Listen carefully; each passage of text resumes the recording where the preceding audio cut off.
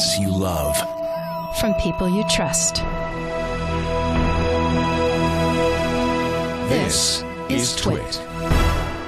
Bandwidth for frame rate is provided by CacheFly at CACHEFLY.com.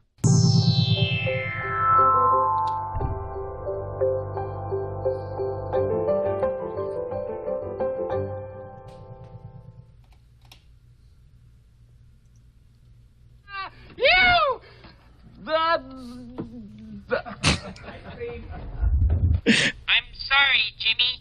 Glad you were here to see it. Now let's get some distance before that thing goes... Now let's get some distance before that thing goes supernova. How do you pronounce supernova? What inflection? Supernova or supernova?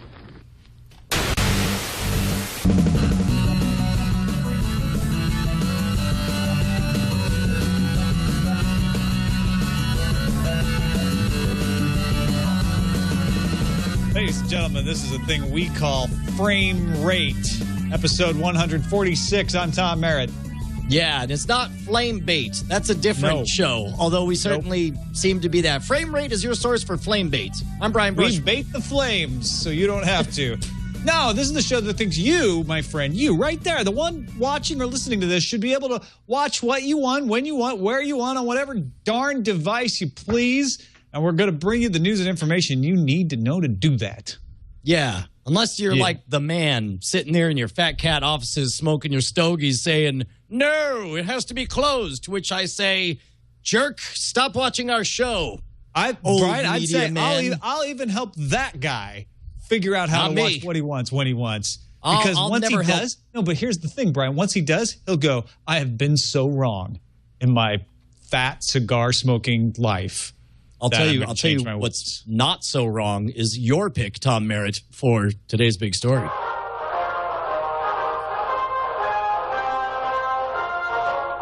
This just in, the big story. If this big story is wrong, I don't want to be right, Brian. Comcast is, you will see headlines, my friends, that say Comcast is selling HBO without a cable subscription. Those are lies. Those are just plain lies. But what Comcast is doing is they're bundling an HBO with their basic plan and internet for $40 per month as a way to appear as if they are delivering you HBO and an internet connection without anything else. Well, it's weird because essentially what they're saying is like, we know you don't care about anything except for internet and HBO. So we'll very loudly point out that we'll do these things. Also, by the way, we'll give you all the rest of the cable channels. This is the moment I read this, it made me think exactly of the fact that I am paying a higher price right now to only get internet and telephone from Time Warner instead of also please just keep cable. Like we'll literally pay you $7 a month if you'll just keep cable. And I said no. So it's like 25 megabits per second. That's what this deal is? No. I mean, that's good. Look, it's a good deal. I'm spending much more to. But you're get getting less. You're getting a higher bandwidth rate. I'm guessing, right? Oh yes, okay. Like double, right? No, but my point is that Time Warner said we will cut down your bill even more if you'll just please take the rest of the cable packages. You don't have to watch them or nothing. Just please continue to take cable. And it made me giddy to see them squirm, so I said no. Sure. Would you say no to this? Yes, I would. I don't know. Dude, I don't know. It's a principle thing. That's what I'm saying. Like right now it's a sports team thing for me. I'm just too excited. I'm all caught up in a set fire to the industry firestorm, as we found out 2 weeks ago in our discussion. Right. Yeah, I'm not. I'm very much just along the practical lines of just being like, well, okay, if it gets me what I want, then that's fine. I still think there's some trapdoors in this deal, right? It goes up to $70 per month, or in some places I read $80 per month after the first year. So you got to play the chicken challenge after a year with this thing, right? You got to go back to them and say like, oh, I don't think I want to do this anymore, and get them to give you that introductory rate again, which that's kind of ridiculous. Also, 25 megabits per second. It's not the best you could do. It's not bad. Trust me. But how great is it that we live in a world where we can kind of shrug our shoulders like 25 megabits per second? All right. Like, this is amazing. If you told me that 10 years ago, I'd be freaking out. Actually, there's a big BBC article today about this study that was put out showing how the United States has the slowest internet in the world for the price. So, the fact that 25 megabits per second, that's like the bargain basement in Korea and Japan. And they're spending $35 for gigabit there. But anyway, that Plus, aside, also they're all better at playing StarCraft than we are. We need to close the gap. There are two gaps that we need to close with Korea: the StarCraft gap and the bandwidth gap. We got to close that. Well, they kind of go hand in hand, don't they? Yeah, they do. Maybe see that's the problem. That's the only reason we're losing at StarCraft is because we have lag. It's not us. We got mad skills. If this were a LAN, it'd be a whole different story, jerks. It's those monoplies. That's the ones that are causing the problem. Monoplies took me a second to figure out what you were talking about. So but seriously, what do you think about this? The principles aside, the idea that instead of doing that little dance that we talked about a while back where you buy a broken dish receiver and then you call them up and you get their basic package and HBO, this is like above board, and they're going to throw in the internet too. They're going to I'll give you 25 megabit per second internet. You'll get the basic package of channels, which is pretty much just local channels and cable access channels, but you'll get HBO, which gives you HBO Go for $40 a month. Yeah, here's the thing to remember is that all of these corporations, they're big entities and they have different branches, and each branch is looking out for their own interests. And in this case, you have the marketing branch at least recognizing this is what people want to hear. So let's figure out a way to get as close to saying, let's try to get so close to saying HBO and internet for a low price without actually saying it. And it's great. And of course, as we've seen, everybody misrepresents it. And the stories, of course, explode that, finally, a la carte HBO, which is not what they're doing. But the fact that at least some part of the Hydra is finally saying the things that we want to hear, that's pretty exciting. Yeah. And I think it's HBO's way of trying to socialize the ISPs that, we're going to do this. We're going to go internet only. But we're willing to kind of help you along the way by doing some of these bundling. And if you have to bundle it in with your cable channels for now to juice your stats, it's like The Wire, right? They just want to have the stats look good on paper to the shareholders. That's fine. We'll help you with that. Yeah, do you know what it reminds me of? It reminds me of like the early 2000s when you had one arm of Sony actively looking to crush MP3 formats and another arm of Sony releasing MP3 playing hardware. Because again, every little piece of the puzzle is looking out for its own interests. And I think The Wire is a good parallel there. I think that's what we're starting to see. It's another crack in the facade, man. I hope this goes somewhere. We want to see subscribers on the table, Brian. or some analog. You come at the broadband suppliers you best not miss. This is the lesson here. The broadband stands alone. Let's get to another big story.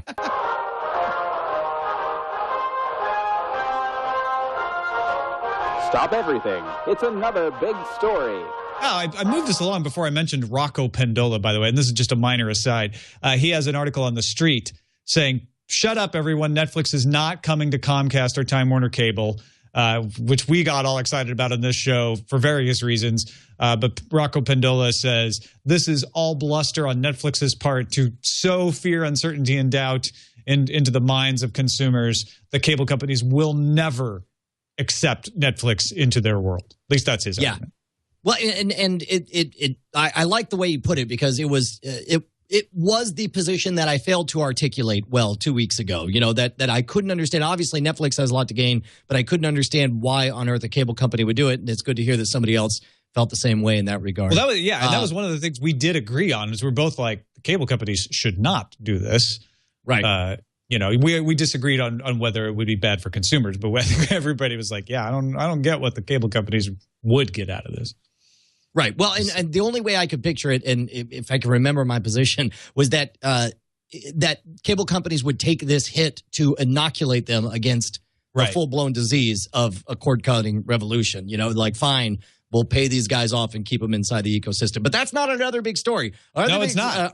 Another big story is Nielsen has announced that it is finally launching its long-anticipated ratings of mobile devices. Now, it's not just mobile devices.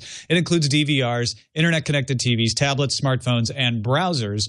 And if you go into the Nielsen press release on this, Brian, they talk about how they're going to take this data. They call it like we're combining census-type surveys, which is what Nielsen has done forever, with big data, which is how they're collecting off of the mobile devices, to bring one unified rating. And the unified coding approach means that if you're watching a broadcaster's TV show on a digital device, and this is from the Nielsen press release, and it meets the ad load and timeline requirements for TV ratings, then that viewing will credit to the Nielsen TV rating. Now, they also have a Nielsen digital program rating that is for things that don't meet that criteria. But let me read that again. Ad load and timeline requirements. In other words, if it's the same ads and it's the same point in the show that the ads show up as you would get watching it on your regular television, it's just going to roll into the regular TV. So Aereo gets rated under this. Your Slingbox gets rated under this. And if a network decides to make a stream available of exactly what's on air, that would also roll into the ratings. And so again, like something like Hulu would not count in this because Hulu would have different ads. And I assume if they post a full episode on YouTube or whatever, that wouldn't count as well. That would go into the Nielsen digital ratings, which are a separate thing. And that's not a bad thing. Or they could change the way Hulu works and do the same timeline and ad load, and then it would count. Yeah, and it doesn't even seem like that would be too difficult to do. I mean, I assume somewhere is a master file that you adjust to say, okay, for this particular window, you can show this exact ad to these number of people. I would think they would be able to do that, whether they will or not, because the rate cards are different and this and that for a while. I don't know, but it is a big step towards getting rid of one objection to giving you on the internet what you get over your cable, which is, well, they don't get rated. That was one of the big complaints about Aereo in the early days was, well, and we're losing money because those viewers aren't rated. Well, now they can be. Yeah, and I'll tell you what, this is the kind of story where it's like we reported and it sounds like Nielsen was late to the game, finally woke up. You're like, oh, I guess we'll start counting those internet views. They've been working on this for years. I would say for a half decade or more. They've been trying out different paradigms, trying to figure out which way the market was going, which are the valuable views, because obviously, if as viewers, we tend to think of like, oh, the numbers for who are watching Game of Thrones or whatever, we want to throw in BitTorrent and all the offline views and people, we just want to know how many people are looking at a thing. That doesn't matter to anybody putting any real money to any of this stuff. Numbers matter only to the extent that they guarantee a purchased message to reach everyone. And in that regard, it makes sense that they're taking these kind of half measures and these baby steps towards getting a universal count. Absolutely. All right, shall we fire up the Slipstream? Do you fire it? It seems like we'd be unleashed, like we'd pull it. Yeah, there you go. Let's open the floodgates to the open the stream gates to the slips, the streams. Let's unzip the slipstream. Zip the slip. All right, this is not going well. This in the bud and talk about Netflix. When we last met last week, Netflix had just released their earnings. Yes. But Netflix had not responded to their earnings yet. And so now we have a raft of quotations from Reed Hastings and others at Netflix about what those great earnings reports meant. One of it is CEO Reed Hastings saying that they're going to get into more original content next year, including movies. Yeah, I didn't know this. They mentioned, and what's funny, this is how dumb I am of the actual business of making original content. They said in the beginning of this article that Netflix is spending 10% of its revenues on original content. And I thought, holy cow, 10% of billions is like a really big number. That's quite an investment. Then it goes on to say, we want to be more like HBO, who spends 40% of their revenues on original content. And my brain's just exploded out the back of my skull. Yeah, it's they're getting outspent 4 times right now. They also said that it's their acquisitions that drive the most viewing right now. It's the Walking Deads. It's the Mad Men. It's that stuff. Even though Orange is the New Black is their most viewed original, and they're seeing a halo effect of stickiness, is what they said, which sounds like it might need a cleanup, but they think it's a good thing because it keeps people watching Netflix. And they're going to look into commissioning documentaries. Now, people are like, well, Netflix has had original documentaries before. Netflix has gone and they've found documentaries that were in maybe limited release or only at festivals, and they've given them a platform through Netflix. But Netflix is now saying we're going to pay for them. We're going to give the money and say, here, go make a documentary.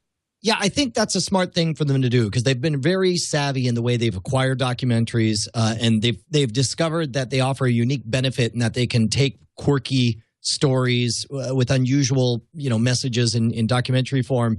And my guess is because they focused so much on it in the past, they've recognized, wow, a lot of people go clicking, at point A and point C. If only there was something here in point B in between the two, I think we would get a lot of views for it. So I suspect that they'll be very smart about how they go forward in that.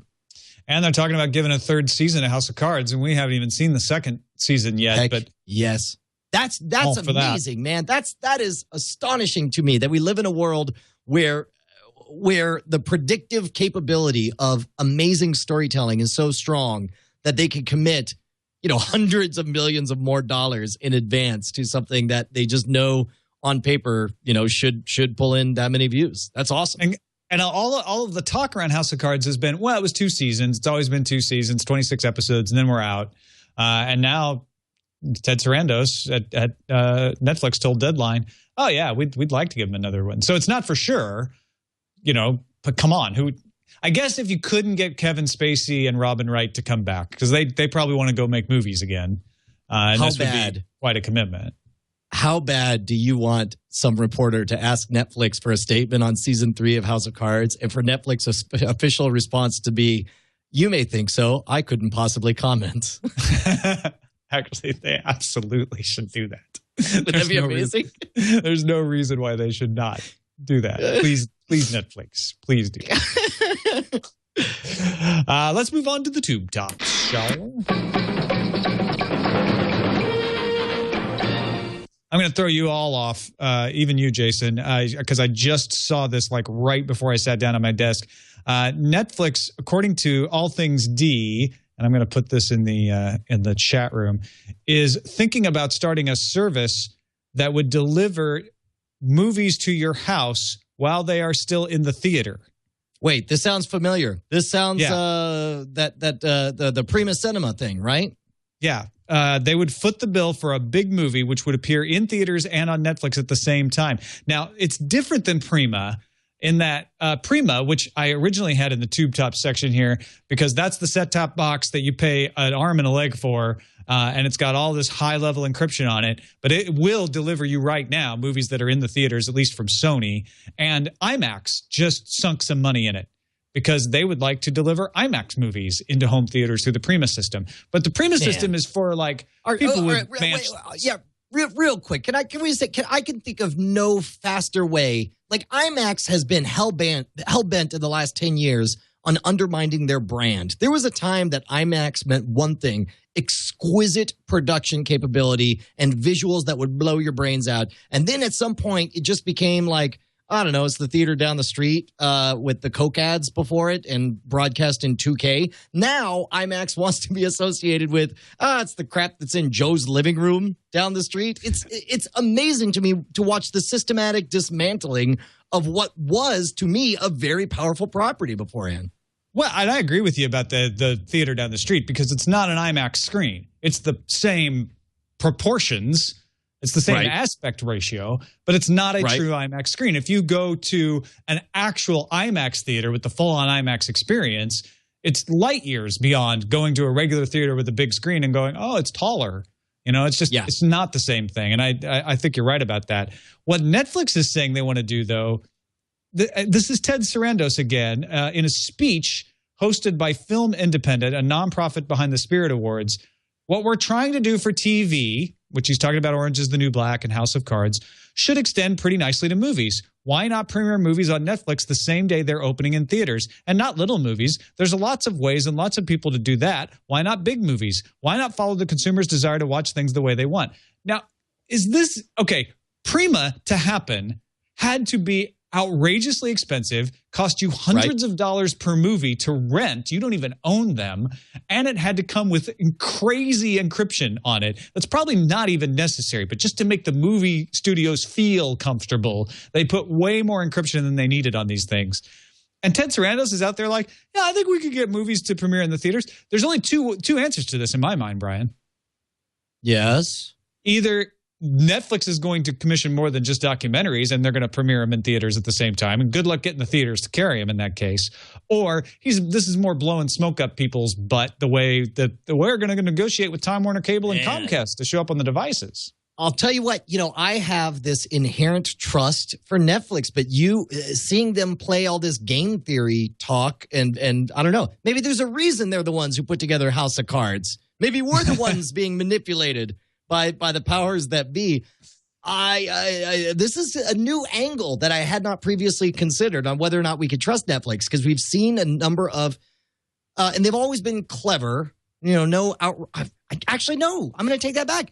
Netflix has also said some really dumb stuff on the record. The Quickster thing, the splitting off the DVD and stuff. Like, they really are kind of, Netflix is the really talented half-crazy uncle in this whole story, where it's like they keep putting out great product. They keep doing things that we all like, and that's why they're loaded. But they're kind of nuts and all over the map in the stuff they're saying. Quickster. Okay, Uncle Reed. Just don't. It's like, Uncle Reed's great. Just don't ask him about the Zionist conspiracy or whatever. It's like there's off limits. Don't ask him about the DVD rental conspiracy. He gets a little crazy. Yeah. Yes. Exactly. I mean, it's like, man, I don't know. It's crazy. Someone in the chat room, Tor, is calling him the coked up businessman from the 80s. Maybe that's what's going on. Kind of, right? I mean, I feel like. The other option, the more charitable option, is that Netflix really is trying to shake up this industry. They are on the outside, and when no one would license them the TV stuff, they started to get in trouble with people saying, we're not going to license our TV stuff to you. They said, fine, we'll go make television, and they did. And this is them saying, I don't see why these movies have to be held back from us. We'll make the movies. And that now they're like, we'll show movies in the theater. They just have to do it once. If they can get it to happen once, and there's got to be some indie filmmaker with a big enough name and a big enough movie that they could maybe wrest distribution away from. Again, the trick here is like, even if they get a filmmaker to agree to have Netflix be the distributor, right? Netflix doesn't have any relationships with theaters. And the theater owners are going to be like, screw you, Netflix. You're trying to put us out of business, even though they're not. Keep in mind also that Netflix is also, its efforts to, when it spends money on original content, it's not just that they want the notoriety of launching the original content. It's not just that they want people to fuel subscriptions. We've gotten some emails at framerateshow@gmail.com of people saying, I don't know, it just feels cheesy to me when I see the beginning of House of Cards and it says Netflix presents. That's a branding issue, and I think that's a legitimate concern. I think Netflix does have a branding issue.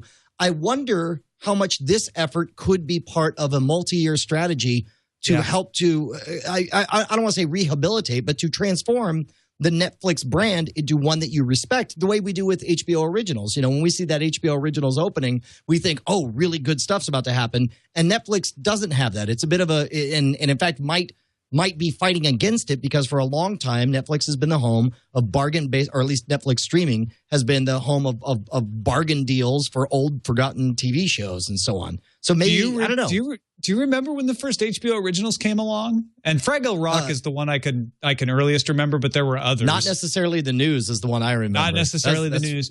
That's where I learned about the F word. And it was like HBO Original meant, well, don't laugh too hard. It's actually not that bad. You know what I mean? It didn't mean what it means now. Exactly. And I think that's part of it. And also, they use the Netflix logo. What do you associate Netflix's logo with? You associate it with the wrappers that your DVDs went back in. Yeah, that doesn't mean you quality with television show. Yeah. You associate it with that copy of Steel Magnolias mocking you on the desk that's been there for 5 weeks straight that you swear you're going to get around to watching eventually. It means business reply mail to me. That's what that logo means. Oh, postage paid. That's nice. So yeah, and I think you're right, Brian. I think that this is part of a strategy to change that perception.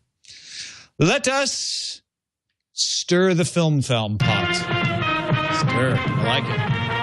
Yeah? I don't know what it means.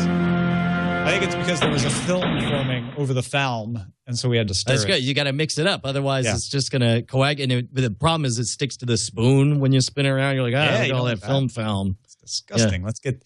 Ooh, look at that. Oh, we got to mix this up. Let's bring in Lawrence Kasdan to finish the Star Wars script. That's our first story here. Michael Arndt out.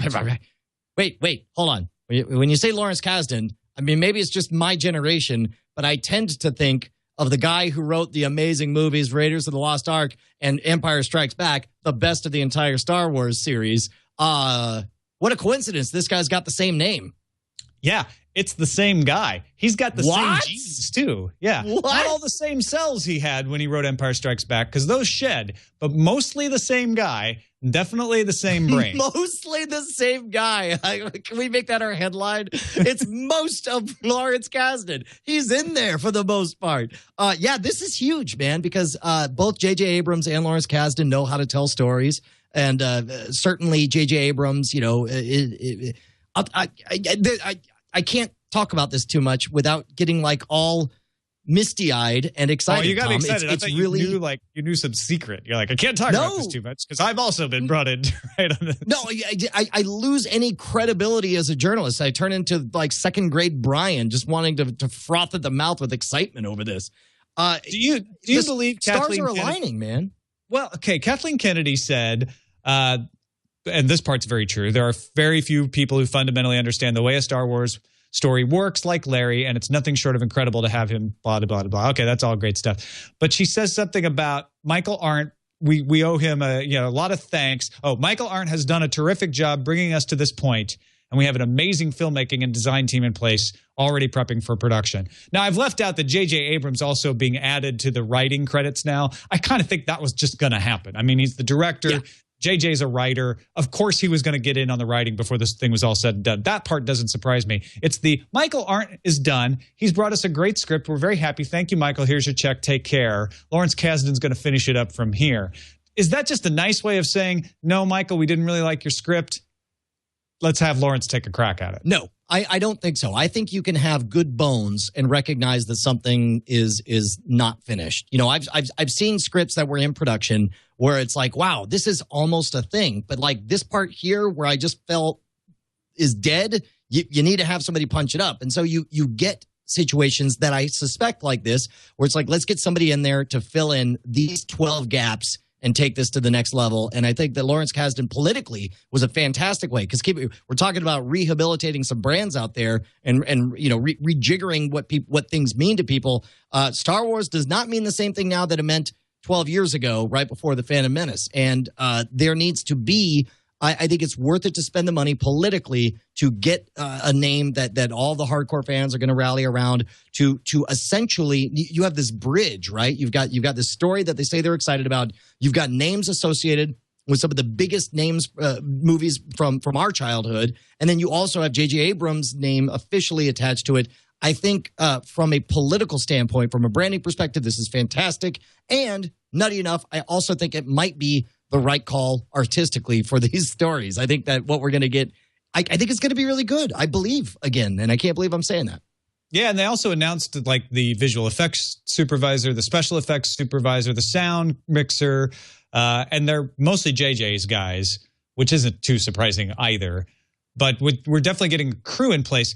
Now, they're scheduled to begin shooting spring next year at Pinewood Studios. Release is expected 2015. I've read a couple of different stories out there saying, if they're changing the writer right now, expect a delay.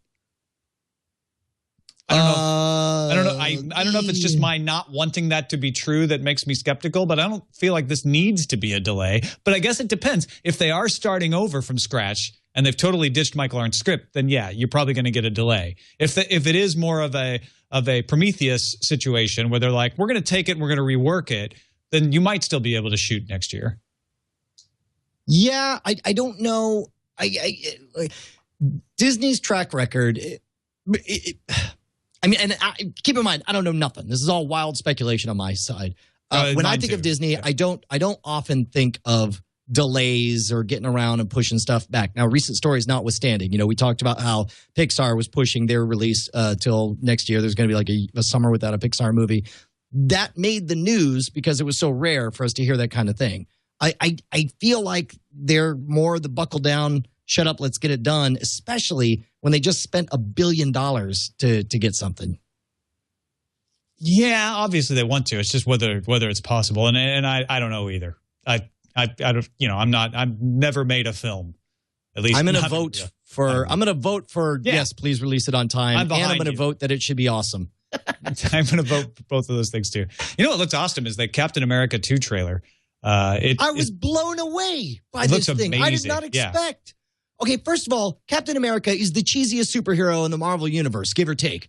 And the fact that the first Captain America sold me on it and made me fall in love with the campy stars and stripes, it was great. And the fact that he stayed relevant in Avengers, also great. This, where he's working for the U.S. government, and it seems like one of the themes that they put in this is that he starts to maybe wonder if he's doing the right thing. I mean, that's an obvious theme in this, right? The Winter Soldier, which is the name of this movie, looks to be a Bourne movie in a way, right? It's not quite the same thing because, but there is a secret identity, but they know who he is. But it's, we've engineered this guy and he's not sure he's doing the right thing. And like, it's a thriller is what it is. It's a very post 9/11 movie. Post 9/11, we had these very uber patriotic, terrorism porn shows, like 24. And in some way, Captain America, that's what felt so odd about Captain America after the fact was that it was so long after that rah-rah adrenaline rage. And then to have this kind of like a turn against it, this coming out in an era where U.S. foreign policy is very much under question. And, we hear about the NSA spying and everything. I feel like this is going to really resonate with me and I think with a lot of Americans. It's fascinating to me that they're able to pull this off. I think this is great. And it's a testament to the fact that Marvel Studios is doing an amazing job, because it's not just hiring Joss Whedon was part of doing that amazing job, but this doesn't have anything to do with Joss, and it's still like let's play with the genres. Let's have an epic fantasy movie. Let's have a political thriller. Let's make these interesting, and I can't wait to see it. Can't wait to see Thor 2 either. They both look great. I hear everything I've heard about Thor is believe the hype. It sounds like it's way better than the first one is what I'm hearing, but who knows? It's all buzz. I will see it, and I will tell you, as you probably will too. I believe it's time for Scanlines. Right now on Frame Rate. Right now on Frame Rate. It's amazing to me how dated that song got so quickly. Instantly. Doesn't it feel old now, even though it's old? Yeah. Yeah. Maybe that's why it needs to be a folk ballad. A folk ballad is timeless. Yeah, something timeless. It's like Cats in the Cradle. Give me a Cats in the Cradle version of a Scanlines song. That Scanlines thing was perfect in August. Now suddenly, that's right.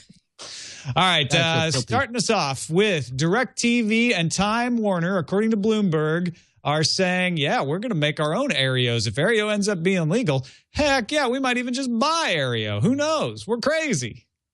Yeah, okay. First of all, number one, brilliant. Number two, yes. Number three, maybe that makes it harder for Aereo, because when the Aereo decision is just a decision on Aereo, you can apply one set of rules in deciding justice. It's a little bit different when you realize you're about to open the door for essentially all of the cable subscribers to go through this Rube Goldberg loophole in order to not pay their retransmission fees. Yeah, and none of them want to pay the retransmission fees. Of course, this is just going to cause the Ragnarok that is the broadcasters saying, well, then we're not going to put our best shows on and broadcast over the air anymore. So you're still going to have to pay us. Shut up, you crybabies. It's like that's what you do happen. right now is you broadcast it for free. It's going to happen in like 2 years. You just wait and see. Let's Less reset. than 2 years. I'm going to say 1 year. 1 year. All right. All right. Look, Supreme Court. Okay. Hey, man, 9 to 5 Mac reporting. Some Disney and Pixar movies pulled from the iTunes store. Report of deletions from Apple TV. Oh, wait, update. It was a glitch. What's the story with this, Tom? Yeah, this is a cautionary tale because a bunch of Disney things got pulled out of the iTunes store and accidentally they got pulled out of people's iCloud accounts. Now, that's not supposed to happen. You can pull things out of the store, which Disney does all the time, apparently, according to their statement. But you're not, once you buy a movie, it's supposed to stay in your iCloud account. That's the whole point of the Apple TV not needing a bunch of storage, is that you can access your cloud account and play your movies anytime you want. And I think this is a cautionary tale. when you don't actually own a DRM-free copy of something, even if it's by accident, your rights can disappear at any time. Yeah, I don't know that. Whatever. I mean, I get angry thinking about this. No, you don't own anything, and if you're gonna tell people, screw it, I'm out of time.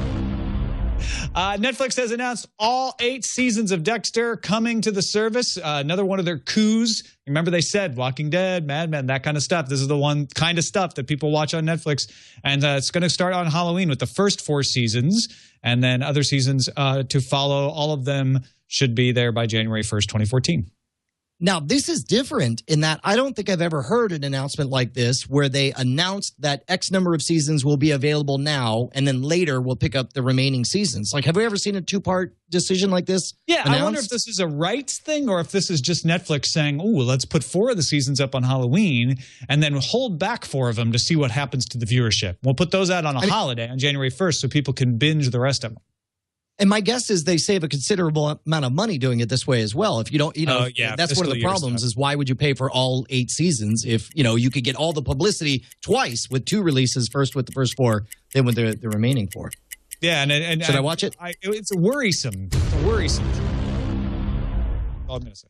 Hulu finally brings free videos to mobile, but it's just clips and it only works in the browser for now. I cannot think of a better headline that starts off exciting and with every word gets less and less exciting here. It's really linear, isn't it? It really is, right? Yeah. You're like, oh. Free, Hulu, mobile, clips, browser. Nah. I don't know. I didn't even know. I'm going to do the reverse. Yes. This is Hulu basically saying when you go to the Hulu site in your browser, let's give them something. Yeah, screw you guys. Look, I'm gonna do the reverse of an extension. Just cancel the rest. I yield my 20 seconds to the floor. All right, let's start the clock over. Walmart's Vudu and Sony Pictures introducing something called online extras for digital movies. This is when you buy an ultraviolet copy, you will get DVD-like extras and some features that haven't been available on DVDs, like enhanced scenes search, the ability to clip and share scenes on Facebook without violating copyright. And this is all just part of buying a movie. When you buy the movie on Vudu, you get access to all of this stuff. And if you already own the movie, you should be granted access as it's rolled out. I think District 9 is the first one that's going to come with these extras. This idea of clipping out little bits of movies seems to be nonsensical on the surface, but I think it's structurally one of the most important decisions they can make to work everything out. So many times, there's a big difference between just answering a tweet with a one-word yes or answering a tweet by linking to an illegal YouTube clip of some famous moment that better encaptures that moment. I will take an extension on this. I think that if they can institute that and kind of make that a thing of replying to people with pop culture media clips, I think that could be huge because each one of those, number one, cements the position of that movie in the overmind of the public, but also it's an advertisement for that particular property. And I think Ultraviolet is very close to doing it right. Frankly, they could just drop the DRM. They don't need it. It's only making glitches happen. The fact that they're going to store things in the cloud, I'm going to use them anyway. I don't care if there's DRM on it or not. The fact that they're going to give me extras that I can access, I don't want to have to store all that stuff. Great. You guys keep track of that. You don't need to DRM it. It's fine. That way I can back it up and I don't run into one of those Disney things like happened to the people on iTunes. But otherwise, this is what streaming does. Streaming doesn't need DRM because you're not going to bother with it. You can just stream it anytime you want from Netflix. Yeah, when you have it available, you don't worry about that kind of things. All right. Just as promised 2 weeks ago, Aereo is finally on the Android. Are you an iPhone guy or an Android guy? I am Android on one tablet and iPhone on my phone. And but not in an Aereo market, so we won't get hands-on. Yeah, I was going to say, as far as that goes, it doesn't really matter. But Detroit today is an Aereo market. Congratulations, Detroit. Yeah, and if somebody's on Android and checking out Aereo, I would love to hear what the differences are with the iOS implementation and the Android OS version. And it's only Android 4.2 as well. So not all Android users. You have to be on Android 4.2 can take care of it. So yeah, this affects almost none of you, but it's a chalk mark on the board. Like, okay, Yeah. Aereo wasn't available for Android before. That was a chalk problem. outline. Yeah. I said Now you can put outloin. It's an outloin. Let's say that what it say said? outline. That's It's a whole different thing. gonna have And another kids drink here. Don't search that term. Let's fire up the movie draft.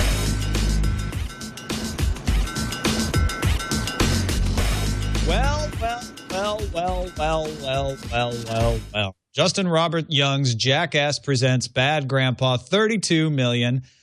Maybe not as good as he wanted to, but not shabby by any stretch. The Counselor, which is Jeff Kanata's movie, $7.8 million. Casey McKinnon still leading the way, $206 million. She's got Freebirds coming out this week, too. She's going to be killing. It's been great knowing you guys. I'm going to take my $29 million and cry at home alone. Man, I am on a fast track to last place here. This is brutal. Especially because we just got an announcement that you remember when we did the draft, one of the wild cards was like, hey, man, if you're going to do the Wolf of Wall Street, just know word is it might get delayed. Well, it did get delayed, not outside of the winter. So it stays in the winter movie draft, but it moved up to the same weekend as my Jack Ryan, which got booted to, or I guess it moved, whatever, somehow in the shuffle. To Christmas, yeah. Yeah, no. Mine got moved past to the next year, which means I'm going to get awarded some Who Cares movie. It's like, whatever. This is going to be, without a doubt, my worst draft. But at least all the crap fell in one place on my head. And this week is one of my big tent poles. This will kind of make or break my ability to even compete. I honestly don't think anybody's going to catch Casey at this point with Gravity at $200 million, essentially. But Ender's Game comes out this week, along with Last Vegas, which is Casey's movie, and Freebirds, an animated film, which is Casey's movie. So she's going to make bank because the animated films always do, unless they're planes. Yeah. And Ender's Game is questionable. I'm not sure how it's going to do. Last Vegas, by the way, has massive star power, of course, where it's like four giant names. Kevin Kline, anyway, all of them. All those Morgan other Freeman, names. blah blah blah. Those big names that I clearly can't access right now live Those on the names air. that are as big as Kevin Kline. But kind of like him. Bigger, like Kevin Kline's the lowest name on that totem pole. I can't think of any of it, dude. I'm sorry. I'm trying but of course, also a friend of the NSFW show, Romany Malco. In fact, you guys remember last year during our Halloween Spooktacular episode, we were hanging out in the hotel with me and Romany Malco. He was there shooting Las Vegas, so really excited to check that out, and I hope it does really well. Michael Douglas, Robert De Niro, Morgan Freeman. There you go. Yeah, and those are names that are bigger than Kevin Kline that Brian should be able to reasonably pick up at any time. Right, I say let's just move on to what we're watching. After you buy your ticket for Ender's Game. What we're watching. Not a thing is what Brian put the notes here. I can't believe it, and I'm astonished to say so, but like I've been, and I don't even have an excuse. I can't say I've been on the road, I've been busy. I kind of had like a relaxing week. I didn't watch a damn thing. It was really weird. What did you do? Did you, were you painting? Were you sculpting? Were you writing? A little bit. I was playing some video games. A little bit of video game playing, no lie. But I do want to plug one thing that I did watch. I watched a 30-second commercial spot from your friend and mine, who I finally get to say in public what he's been up to. Andrew Mayne announced that he's doing he's recorded a whole run of shows on A&E. It's called Don't Trust Andrew Mayne. His first promo spot ran on the finale of Duck Dynasty, and I love what he's doing. It's a different flavor from Magic that I've ever seen before. And I know this. And if you're a friend of the show, you probably are familiar with Andrew Mayne's work, and you listen to him on the Weird Things podcast with me and Justin Robert Young.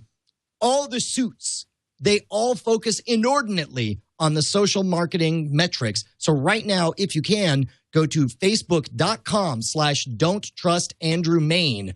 That's facebook.com/don'ttrustandrewmayne. Throw him a like. It won't cost you nothing. You'll be able to get the promos because most of your cord cutters probably don't even have A&E on there. It's a really great show. It's a really clever idea. There's so many things I still wish I could tell you about it, but I can't yet. But we are very, very excited. Andrew Mayne is one of our own, and this is a big, big show. Look at that. He just crossed over 1,000 likes, and the suits care very, very deeply about that silly number of likes that kind of social proof. Here, take a look at this. Can you give me audio on this?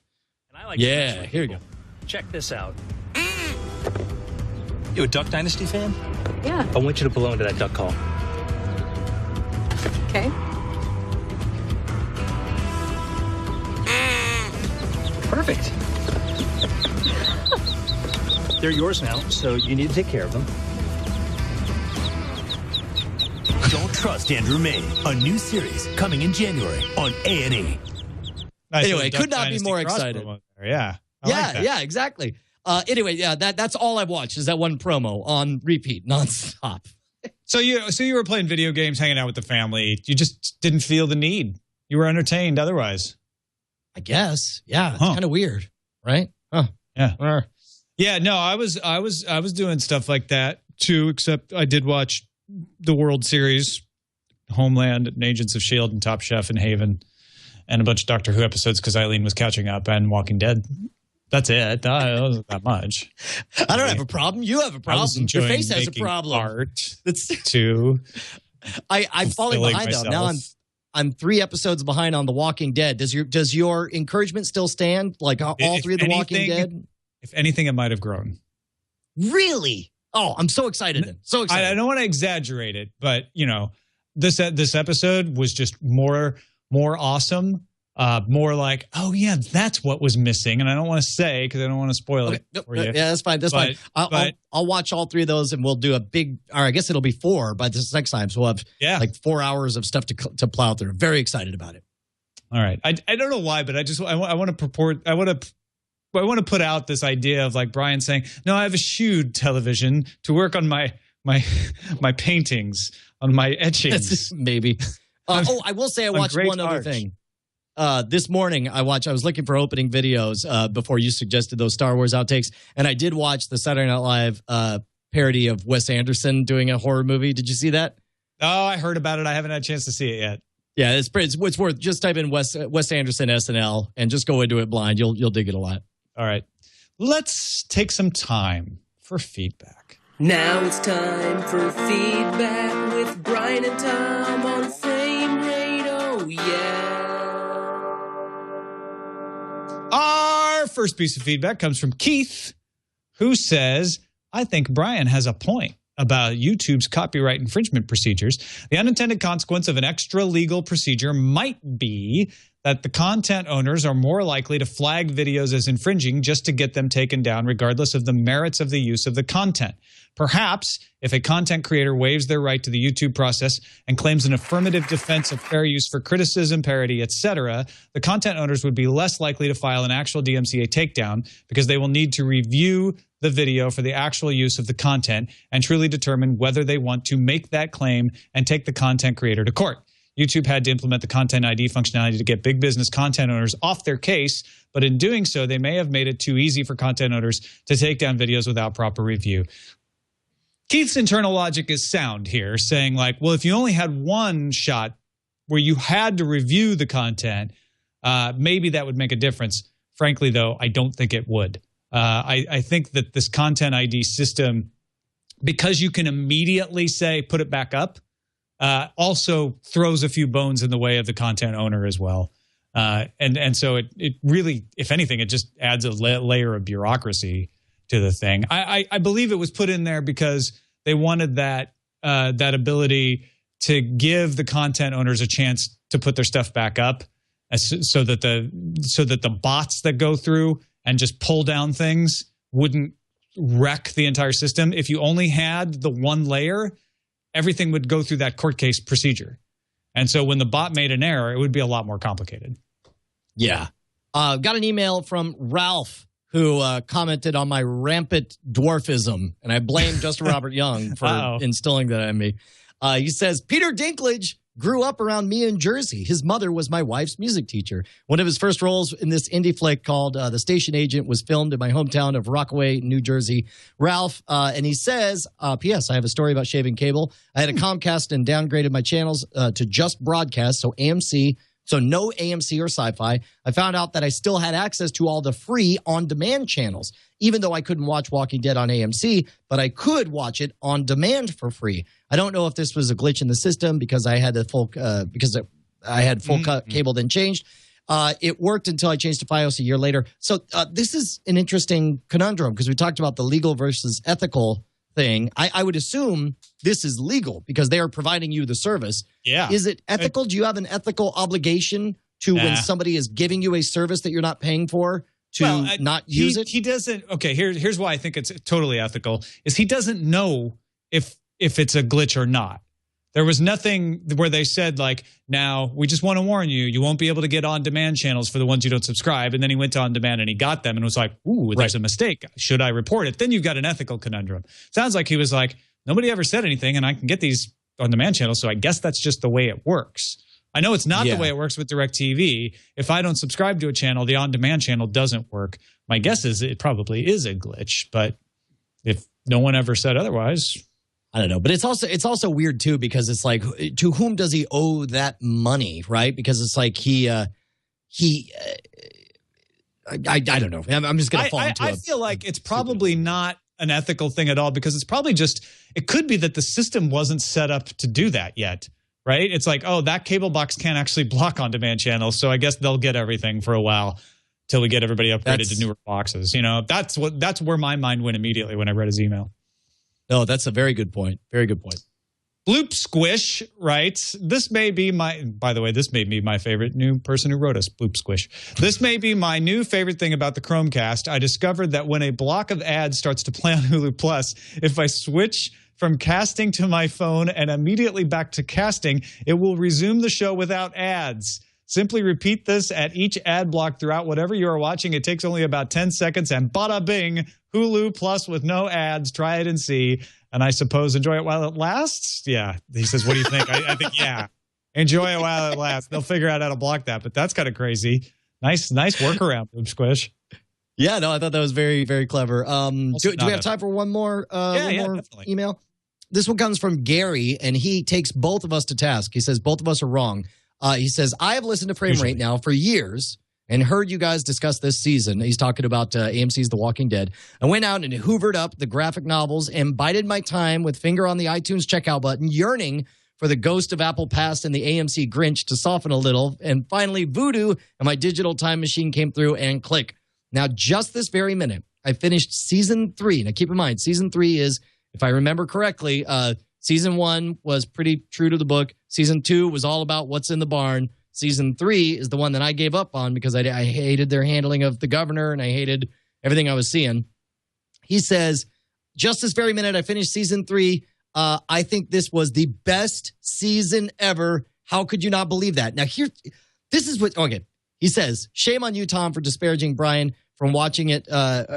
Held me right through. Wasn't too mushy, angsty as season 2. Still had the religious problem with so much gore, but brilliant. The only beef I had was that, I assume we're in spoiler territory here, so if you're not watching the show, the only beef I had with all that gore and zombie guts was how come it's only biting that infects you? Why isn't it like Ebola or HIV? Biting doesn't infect you. That's, okay, whatever. The point is, he freaking loved season 3, which is remarkable to me. And I can't even say he's crazy because he didn't know how much better was handled in the comics because he clearly said he read the comics. So, who knows? What? Good for you, I guess. Sorry. First of all, Gary, shame on you for thinking that biting causes you to turn into a zombie because that's not how it works. No, I'm stealing his line. Shame on you. Okay, you can shame on me for disparaging Brian, but Brian was inclined not to watch it. Okay, Brian had already quit watching it and said, is it safe to come back in? Knowing that Brian didn't like what had happened up till that point, I wasn't going to tell him, yeah, come on back in, knowing that he was going to watch it and go, this is crap. Why did you tell me to come back in? That doesn't make any sense. I'm waiting until it gets to a point where I feel like knowing what Brian doesn't like, he will like this part because that's how you get him to watch it again, not tell him to watch something you know he's not going to like. If I can, let me give Gary specifically a challenge. And for anyone else who's kind of like on the fence, do me a favor, go to YouTube and look up Your Movie Sucks, The Walking Dead. It is a scathing, part 1, part 2 is supposed to come out. It is a scathing indictment of the way Frank Darabont was treated for as much as he gave to this story and as much as he put into it and the way you can see the difference before and after his departure and the number of favors he called in. It's really astonishing. And I know none of that should necessarily matter. It's either a good story or not, but it does a very good job of explaining why all of a sudden things got really mushy and lost many of the things that we liked about it originally. I would love to hear Gary's take on that particular video. That's all I'm going to say. Also, Gary probably is going to hate the current season if he didn't like the gore, because that does not get less.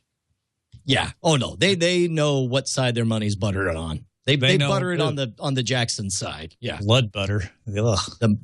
You see blood butter? Buttery, like bodily fluids coming out of those people. I'm going to make a band called Blood Butter. That sounds awesome. I know. I'm going to Emo's to see Blood Butter tonight. You want to come? I don't normally talk on this show, but I approve. Yeah. Thank you, Jason. Wow, we even got Jason. That's it. We're forming this band. It's a 3-piece now.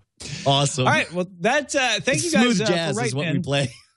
Don't forget about the chicken challenge, by the way. We reference that every once in a while. If you are like, what does that mean? That's the call up your cable operator and say, you know what, I'm done. I'm quitting, and see what kind of deal they'll give you, because often they will give you a deal. And we have a Google Plus community where people are sharing their different strategies and experiences. If you want to see how it's worked for other people before you take it. Just go to Google Plus and type in blood butter. No, I did. Type in chicken challenge. Who knows what you'll get. Don't do that. Type in chicken challenge and you'll find it. I had one email, somebody asking, what was that subreddit you were talking about? It's not a subreddit, bro. It's a Google subreddit. Plus community.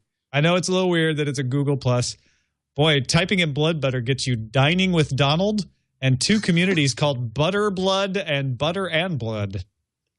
We're going to have to, that's the title of the episode. I'm changing it right now. It's blood butter. That's fine. Don't forget, folks, we have a YouTube channel, and you should subscribe and get your friends to subscribe too. YouTube.com/TwitFrameRate. It's another way to get the shows that you can watch perhaps on your Chromecast or some other YouTube-enabled device. You can find us on the web at twit.tv/FR. That's where you get the podcast, which you should also subscribe to if you're not. Why aren't you? To get it delivered to you so you can watch it where you want, when you want, on whatever device you want. We're putting our money where our mouth is. See what you did there.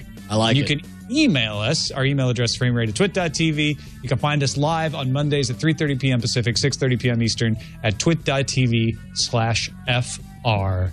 We'll see you then next Monday.